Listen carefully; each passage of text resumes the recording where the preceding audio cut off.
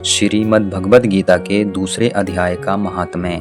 श्री भगवान कहते हैं, लक्ष्मी, प्रथम अध्याय के महात्म्य का उत्तम उपाख्यान मैंने तुम्हें सुना दिया। अब अन्य अध्यायों के महात्म्य श्रवण करो। दक्षिण दिशा में ब्राह्मणों के पुरंदरपुर नामक नगर में श्रीमान देव शर्मा नामक एक विद्वान ब्राह्मण रहते थे। वे अतिथियों के पूजक, स्वाध्यायशील, वेद शास्त्रों के विशेषज्ञ, यज्ञों का अनुष्ठान करने वाले और तपस्वियों के सदा ही प्रिय थे। उन्होंने उत्तम द्रव्यों के द्वारा अग्नि में हवन करके दीर्घ काल तक देवताओं को तृप्त किया, किंतु उन धर्मात्मा ब्राह्मणों को कभी सदा रहने वाली शांति न मिली। वे परम कल्याणमय तत्व का ज्ञान प्राप्त करने की इच्छा से प्रतिदिन प्रचुर सामग्रियों के द्वारा सत्य संकल्प वाले तपस्वियों की सेवा करने लगे। इस प्रकार शुभ आचरण करते हुए उन्हें बहुत समय बीत गया। तदनंतर एक दिन पृथ्वी पर उनके समक्ष एक त्यागी महात्मा प्रकट हुए। वे पूर्ण अनुभवी, आकांक्षा रहित, नासिका के अग्रभाग पर दृष्टि रखने वाले तथा शांति चित्त थे। निरंतर परमात्मा के चिंतन में संलग्न हो वे सदा आनंद विभोर रहते थे। देव शर्मा ने उन नित्य संतुष्ट तपस्वी को शुद्ध भाव से प्रणाम किया और पूछा, महात्मन, मुझे शांति में स्थिति कैसे प्राप्त होगी?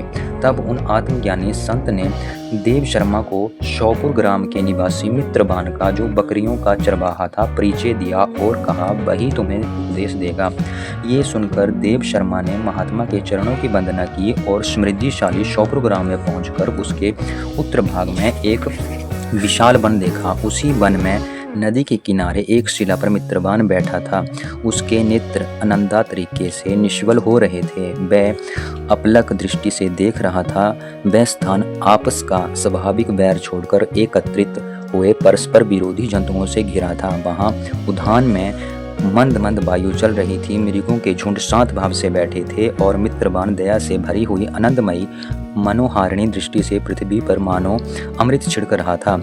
इस रूप में उसे देखकर वेद शर्मा का मन प्रसन्न हो गया। वह उत्सुक होकर बड़ी विनय के साथ मित्रबान के पास गए। मित्रबान ने भी अपने मस्तक को इच्छित नवाकर देव शर्मा का सत्कार किया। तदनंतर विद्वान देव शर्मा अनन्य चित्त से मित्रबान के समीप गए और वह उसके ध्यान का समय समाप्त हो गया।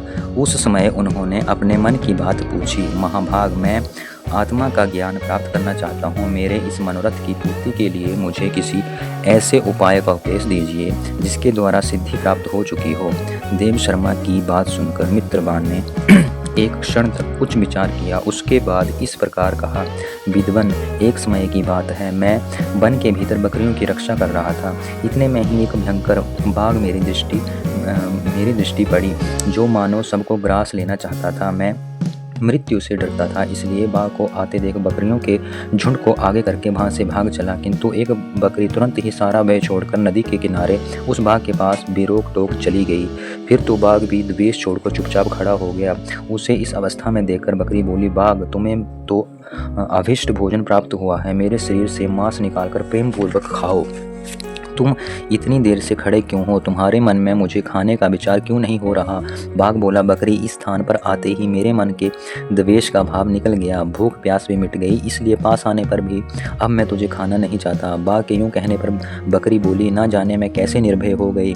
इसमें क्या कारण हो सकता है? यदि तुम जानते हो तो बताओ। ये सुनकर बाघ ने कहा, मैं भी नहीं जानता। चलो सामने खड़े हुए इन महापुरुष से पूछें। ऐसा निश्चय करके वे दोनों वहाँ से चल दिए। उन दोनों के स्वभाव में ये विचित्र परिवर्तन देखकर मैं बहुत विस्मय में पड़ा था। इतने में ही उन्होंने मुझसे ही आकर प्रश्न किया। वहाँ वृक्ष की शाखा पर एक वानर राज था। उन दोनों के साथ मैंने भी वानर राज से पूछा। विप्रो, मेरे पूछने पर वानर राज ने आदरपूर्वक कहा, अजापाल, सुनो, इस विषय में तुम्हें प्राचीन वृतांत सुनाता हूँ। ये सामने वन के भीतर जो बहुत बड़ा मंदिर है, उसकी ओर देखो।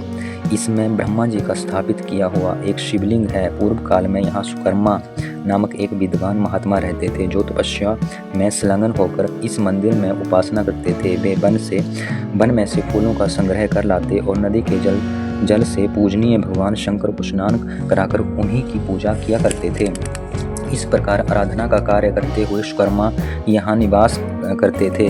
बहुत समय के बाद उनके समीप किसी अतिथि का आगमन हुआ। सुकर्मा ने भोजन के लिए फल लाकर अतिथि को अर्पण किया और कहा, विद्वन, मैं केवल तत्व ज्ञान की इच्छा से भगवान शंकर की आराधना करता हूँ। आज इस आराधना का फल परिकर होकर मुझे मिल गया, क्योंकि इस समय आप जैसे महापुरुष ने मुझ पर अनुग्रह किया है। सुकर्मा के यह मधुर वचन सुनकर तपस्या के धनी महात्मा अतिथि को बड़ी प्रसन्नता हुई। उन्होंने एक शिलाखंड पर गीता का दूसरा अध्याय लिख दिया और ब्राह्मण को उसके पाठ एवं अभ्यास के लिए आज्ञा देते हुए कहा, ब्राह्मण, इससे तुम्हारा आत्मज्ञान संबंधी मनोरथ अपने आप सफल हो जाएगा। यूं कहकर वे बुद्धिमान तपस्वी सुकर्मा के सामने ही उनके देखते देखते अंतर्ध्यान हो गए। सुकर्मा विस्मित होकर उनके आदेश के अनुसार निरंतर गीता के द्वितीय अध्याय का अभ्यास करने लगे। तदनंतर दीर्घ काल के पश्चात अंतःकरण शुद्ध होकर उन्हें आत्मज्ञान की प्राप्ति हुई। फिर वे जहाँ जहाँ गए वहाँ का तपोवन शांत हो गया। उनमें शीत उष्ण और राग द्वेष आदि की बाधाएं दूर हो गई। इतना ही नहीं, उन स्थानों में भूख प्यास का कष्ट भी जाता रहा तथा भय का सर्वथा अभाव हो गया। ये सब द्वितीय अध्याय जप करने वाले सुकर्मा ब्राह्मण की तपस्या का ही प्रभाव समझो।